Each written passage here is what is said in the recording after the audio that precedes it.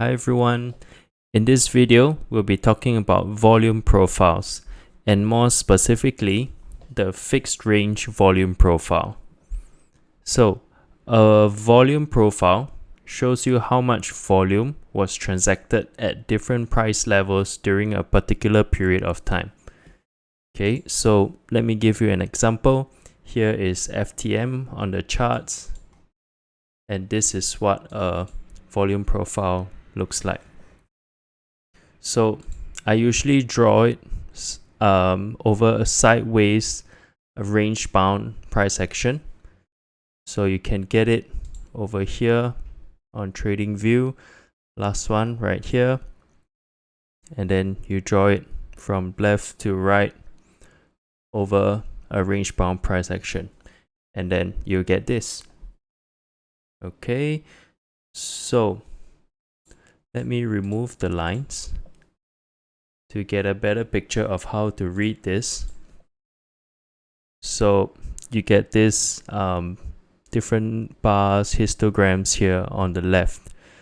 Okay, so this just shows that at different price levels, how much transaction volume was done. So over here, there was very little volume, and then as we go lower in price, during this entire range, this much volume was done at these prices, and then it starts to get more. There's a dip over here and then more, and then the most volume transacted was at this particular price, about 34.5 cents thereabouts.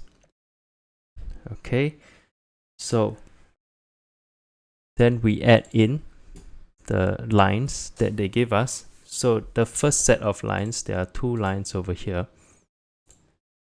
This will give you the value area. Okay, so in between these two lines, it's called the value area, which by default shows you the price range where 70% of transactions that were done during this period. So this entire range here from 13 May to 22nd May, all right, this 70% of the volume was done between these two price levels. So this is called the value area. 70% is the default. You can switch it around, but I'll just stick to the default. Okay, so the next line in the middle is called the point of control. Now this basically means the price that was most transacted, okay, where the most transaction took place within this entire range. So we could see it for ourselves earlier on as well, this particular line right here. All right, so these three lines, the top blue line is called the value area high, bottom blue line value area low, and then the red line in the middle is the POC, point of control. Okay, so these three lines can be used as support and resistance as well. Okay, and the volume profile, like other tools, can be used in any time frame. So over here we have FTM on the 4-hour time frame. You can see that the VAH, value area high, was holding price as resistance 1, 2, 3, 4, 5, 6, and so on. All right, and then the VAL, value area low, was holding price as support 1, 2, 3, 4. Okay, you get the idea. All right, so that's on the 4-hour. Let's try on the daily chart.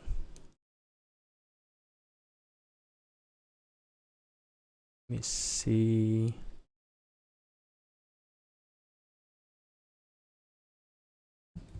X.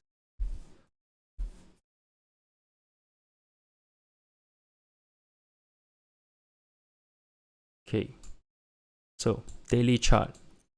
We got TRX over here. This entire range from December last year to right now, today. Okay, so this big, massive range, we can draw the same volume profile as well. It's interesting here, if we don't look at the lines, we look at the histograms visually, we can see that there's kind of 2 points of controls, one over here and then one slightly more over here. Okay, so what we can tell is price transacted a lot over here at about 8.15 cents, and then over here about 7.2 cents. Okay, and then the VAH is still holding price as resistance, and the VAL was holding price as support some of the times. And we can also see that any price below the VAL wasn't a lot of transactions done. The volume here was very little, volume here is a lot. Okay, so let's zoom out to the weekly chart. Over here, this is Bitcoin, massive range from the start of 2021 all the way until now. We've been stuck in this big range. Okay, you can see VAH held as support, broke down. Okay, resistance here, okay, and then for VAL, support, and then we recently broke down. For point of control as well, we got resistance here, almost a support here, and then we flip-flop around the point of control over the last few months. Okay, so within the range itself, we can use it as support and resistance. Let me go back to FTM.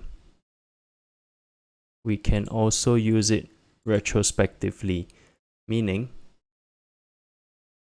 after price has moved out of the range and then it comes back in, you can see over here that the point of control also still serves as a support level, which bounced off. Okay, so if you use this with other tools, it can be very effective to find potential trade setups over here.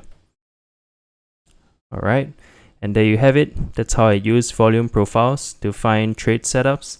If you like the content, please remember to like and subscribe and leave your comments below. Bye!